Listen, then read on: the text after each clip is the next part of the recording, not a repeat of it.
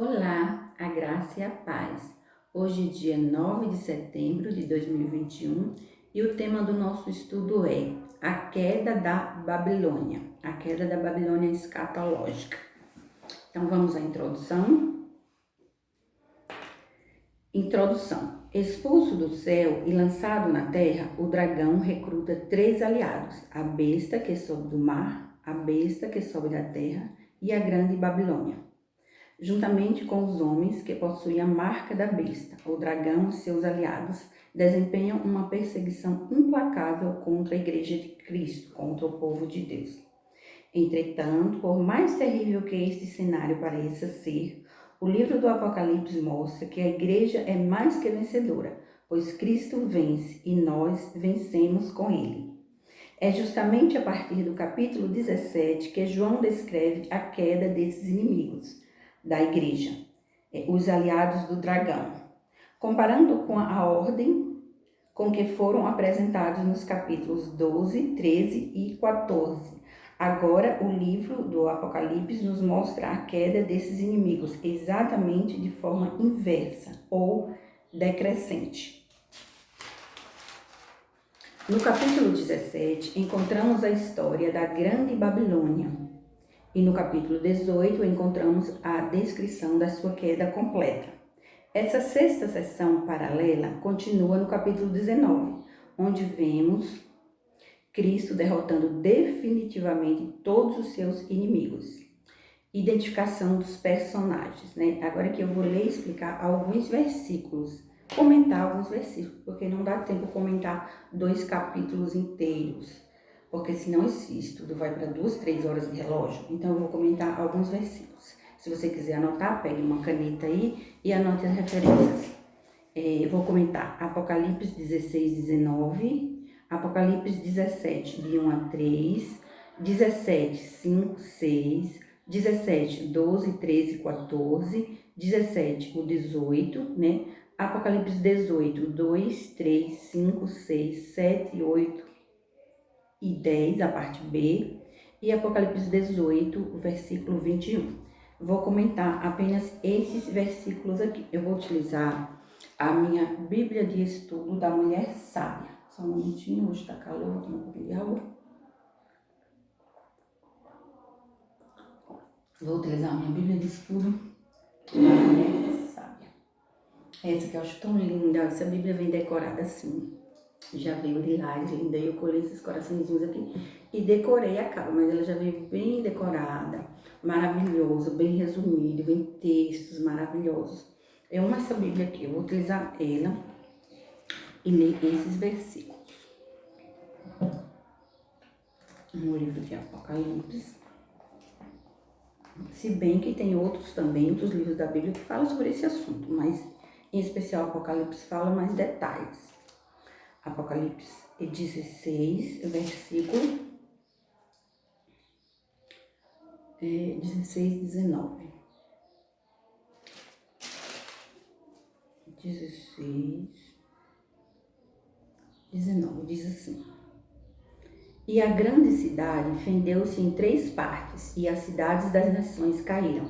E da grande Babilônia se lembrou Deus para lhe dar o cálice do vinho da indignação da sua ira. Se lembrou Deus significa que Deus entrou em ação para dar o quê? O cálice do vinho da indignação da sua ira. Então Deus quer demonstrar toda a ira contra a Babilônia escatológica. Agora, 17, de 1 a 3. O 17, de 1 a 3, diz assim.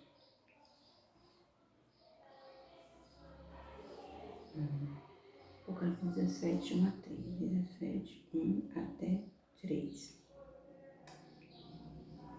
Deixa eu ver se eu marquei certo. Sim, 17. E veio um dos 7 anjos que tinham as 7 taças e falou comigo, dizendo-me: Vem, mostrar-te-ei a condenação da grande prostituta que está sentada sobre muitas águas, com a qual se prostituíram os reis da terra, e os que habitam na terra se embebedaram com o vinho da sua fornicação. E levou-me em espírito a um deserto, e vi uma mulher sentada sobre uma besta de cor de escarlate, que estava cheia de nome de blasfêmios e tinha 7 cabeças e 10 chifres. Repare, aqui a cena, ele viu mulher sentada sobre uma besta. Essa besta é a mesma besta de Apocalipse 13, é o mesmo anticristo escatológico de 2 Tessalonicenses 2, é o mesmo líder da parte de ferro dos pés da estátua em Daniel 2. Ele viu sentado, né, a besta sentada sobre uma prostituta, uma mulher prostituta, que aqui representa ao mesmo tempo uma religião ou uma cidade. Aqui diz que é uma cidade também, que é a cidade onde o anticristo está, né? Ele está querendo dominar a cidade toda. E a mulher é prostituta porque a prostituição aqui, a linguagem na Bíblia, diz respeito a idolatria, heresias, ensinamentos falsos, distorcer a palavra de Deus, em especial idolatria. Significa isso. E o 17:5-6, 17:12, 17:5-6 diz assim: e na sua testa estava escrito o nome Mistério, a grande Babilônia, a mãe das prostituições e abominações da terra. E vi que a mulher estava embriagada do sangue dos santos e do sangue das testemunhas de Jesus. E vendo, eu fiquei assombrado com grande admiração. Veja, embriagada do sangue dos santos. Isso significa a perseguição, a maldade, o quanto humilhou, pisou e perseguiu os verdadeiros cristãos nesse período da história. Na testa estava escrito mistério que até aquele momento não havia sido revelado, né? Então era um mistério, um segredo de Deus, que Deus deixou para revelar justamente à nossa geração escatológica, ao nosso tempo presente. Continuando aqui, Apocalipse 17:12, diz assim, minha Bíblia é toda marcada, que eu gosto de marcar estudando. O 17:12 diz: e os 10 chifres que vi são 10 reis, que ainda não receberam o reino, mas receberão poder como reis por 1 hora juntamente com a besta. 1 hora que significa um curto período de tempo, né? Um curto período de tempo, 10 reis são 10 líderes religiosos. Por quê? Porque está falando da religião, então são 10 líderes religiosos que receberão esse poder e darão seu poder e autoridade à besta, ou seja, servirão também como porta-voz da besta. Assim como a besta que emerge da terra, né, que tem 2 chifres, como de cordeiro, e fala com o dragão. Isso significa que esses 2 chifres, como cordeiro, ele tenta mostrar uma coisa que ele não é, e ele fala como dragão. Certamente é a linguagem torpe, a grosseria, a brutalidade. Eu assisti desenho animado, filme que mostra o dragão falando. Ele abre a boca, e sai aquele fogo da boca, e fala grosseria, ele tenta intimidar por meio de gritos e berros. Então deve ser semelhante a isso, que é o porta-voz da besta que emerge do mar, a besta que emerge da terra. O mar significa povos, línguas, nações, muita gente. Já a terra aqui vem a simbologia que significa um grupo pequeno, dando a entender que a besta que emerge da terra está em uma cidade menor que a besta que emerge do mar. Ou seja, eles estão bem juntos, né? As 2 bestas são semelhantes entre si. Porém, uma está em uma cidade e outro em outra. É o significado de emergir da terra ou emergir das águas. Continuando aqui, Apocalipse 17, 13, 14 ou 17, 18. O 13 e 14 diz: esses têm o mesmo intento e entregarão seu poder e autoridade à besta. A mesma intenção entrega o poder e autoridade à besta, ou seja, estão sendo cúmplices do anticristo escatológico. Apocalipse, agora eu estou no 17, 13, 14. O 14 diz: eles combaterão contra o Cordeiro, mas o Cordeiro os vencerá, porque é o Senhor dos senhores e o Rei dos reis. Vencerão com eles os que são chamados, eleitos e fiéis. Veja bem, eles estão lutando contra Jesus Cristo, né? Contra o próprio Deus, porque Jesus é Deus. Mas vence quem está com Jesus, ou seja, quem não tem o 66 nem na testa, nem na mão direita. Pessoas que conhecem a Deus na intimidade e os remanescentes da geração escatológica em especial. Continuando, agora eu vou ler o 17 e 18. 17 e 18 diz assim: porque Deus tem posto em seus corações que cumpram o seu intento e tenham a mesma ideia e que deem à besta o seu reino, até que se cumpram as palavras de Deus. E a mulher que viste é a grande cidade que reina sobre os reis da terra. Veja, a mulher que é uma cidade, ela é grande no sentido de importante. Inclusive essa cidade aqui é a mesma cidade que fala lá em Ezequiel, capítulos 38 e 39. O significado é Ramoná, porque limparão a terra. A limpeza da terra vai começar a partir dessa mesma cidade. né? Ezequiel 38 e 39 também tem uma conexão muito grande também, a parte da ceia das aves, as promessas, o derramamento do Espírito, no último versículo de Ezequiel 39, e lá fala também dessa mesma cidade. A cidade é grande no sentido de importante, não no sentido de tamanho. Porque Deus tem posto em seus corações que cumpra o seu intento e tenha uma mesma ideia e que dê e abençoe o seu reino até que se cumpra as palavras de Deus. Deus é tão soberano e absoluto que Ele mesmo permitiu a situação para depois desmascarar todos esses aqui, né? E dando oportunidade, é evidente, Deus dá oportunidade para todas as pessoas. Mas eles foram maus ao extremo, né? A maldade, a perseguição, o engano, a idolatria, a perversidade, a injustiça, tudo isso é um único pacote, né? Que o principal é a besta que emerge do mar, que influenciava todos esses outros aqui. E o Apocalipse 18, 10, eu já li o 10? Acho que já. Agora eu estou no 18, 21. O 18, 21 explica o seguinte: e um forte anjo levantou uma pedra como uma grande mó e lançou no mar, dizendo: com igual ímpeto será lançada a Babilônia, aquela grande cidade não será jamais achada. Ou seja, uma metáfora, né? O anjo joga uma pedra e diz: vai cair de vez, vai cair. A Bíblia diz: caiu a grande Babilônia e tornou-se morada de demônios. Enquanto a Babilônia escatológica cai aqui na terra, os anjos comemoram no céu. Os anjos comemoram no céu. Porque essa queda, depois da queda, vai implantar a pedra de Daniel 2, né? Que é o reino de Deus, a teocracia. Então tinha que derrubar realmente todo esse sistema podre, corrompido, fedorento, eu diria assim, né? A metáfora da ceia das aves completamente podre, teria que derrubar tudo antes de implantar a pedra, que é o governo teocrático, que está lá em Daniel capítulo 2. No momento que essa pedra cai nos pés da estátua, existe um intervalo de tempo entre a pedra cair e derrubar a estátua toda, e cai nos pés, ou seja, no reinado do anticristo. A parte de barro representa a teocracia, os remanescentes. Os dois representantes principais são os dois de Apocalipse 11, as duas testemunhas mártires, com mais um grupo. E a parte de ferro é o reinado do anticristo escatológico. Essa pedra cai, derruba tudo, é o momento da queda, que o anjo diz: caiu a grande Babilônia. Aí essa Babilônia cai e os anjos comemoram no céu, porque a Babilônia escatológica está tão corrompida ao extremo que os anjos comemoram no céu a sua queda, né? Uma queda determinada pelo próprio Deus, né? Então, eu vou explicar só esses versículos, porque eu vou continuar lendo aqui o estudo, senão fica grande demais o estudo.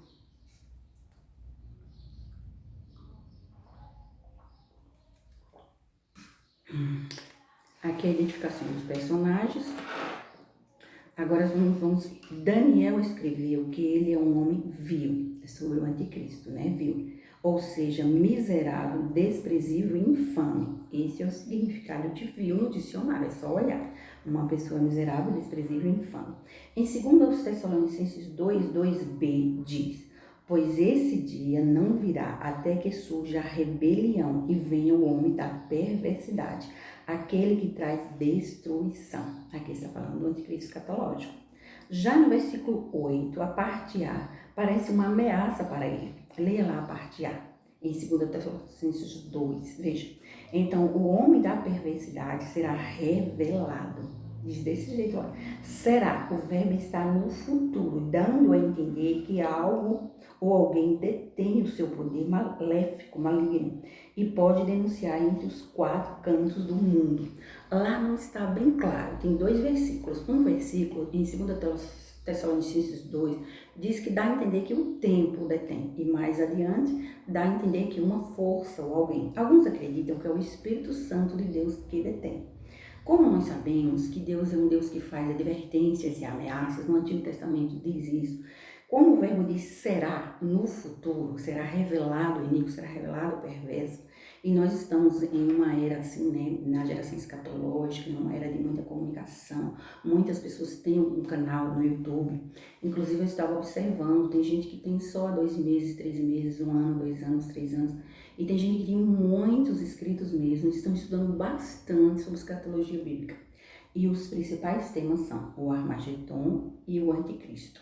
O último estudo que eu vi, a pessoa colocava assim, as características do anticristo. A pessoa pesquisou na Bíblia e colocou as características. Então, o mundo todo quer saber quem é o anticristo escatológico, né? O assunto está comentando nos 4 cantos do mundo. Então, Deus pode permitir uma situação aqui de será revelado o inimigo e revelar para o planeta todo quem ele é de verdade. Por exemplo, Deus poderia dar um sonho a 10 pessoas diferentes, um de cada país. Dar o sonho, falando o nome completo, o endereço, o estado civil. E essas pessoas poderiam colocar no seu canal do YouTube no dia seguinte. Então, em um único dia, o mundo todo, né, poderia ficar sabendo quem é de fato, de verdade. Deus pode fazer isso, sim. Ele pode, é o que diz em 2 Tessalonicenses 2, que tem um poder que refreia ele, né? Como se fosse assim, é como se Deus quisesse dizer, basta de tanta maldade, chega, basta. E Deus é um Deus que pode fazer, e se Deus está revelando tudo.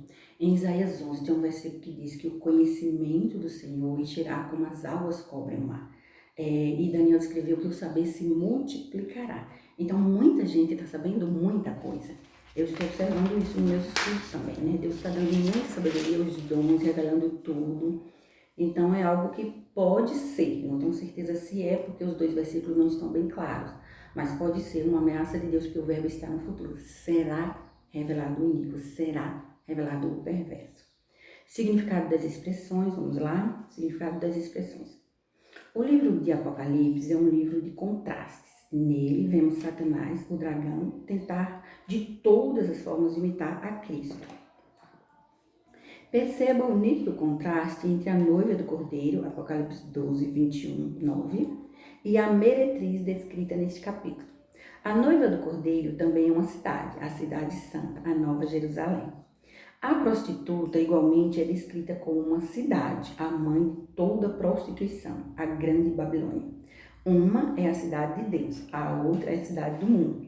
Enquanto a noiva é a igreja verdadeira, a meretriz é a falsa igreja, que se revela na busca humana pelo prazer carnal e autorrealização.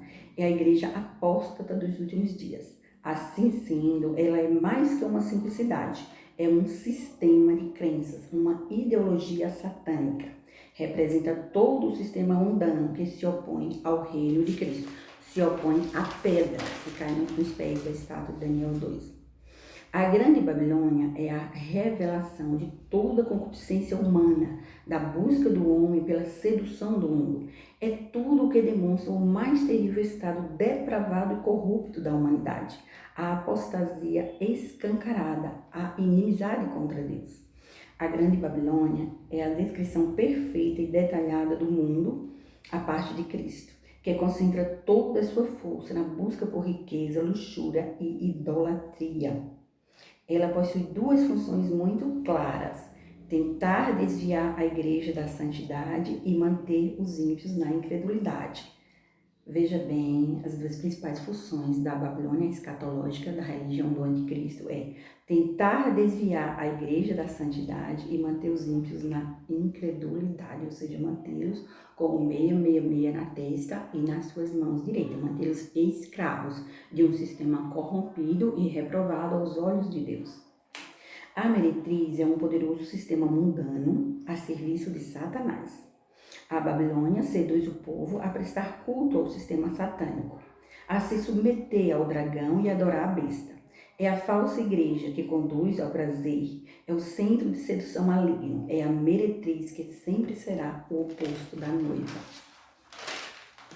Enquanto Babilônia cai, a Nova Jerusalém se levanta em grande esplendor. Enquanto a prostituta é despida e desonrada, a noiva do Cordeiro aparece ataviada, adornada e vestida de linho fino, resplandecente e puro.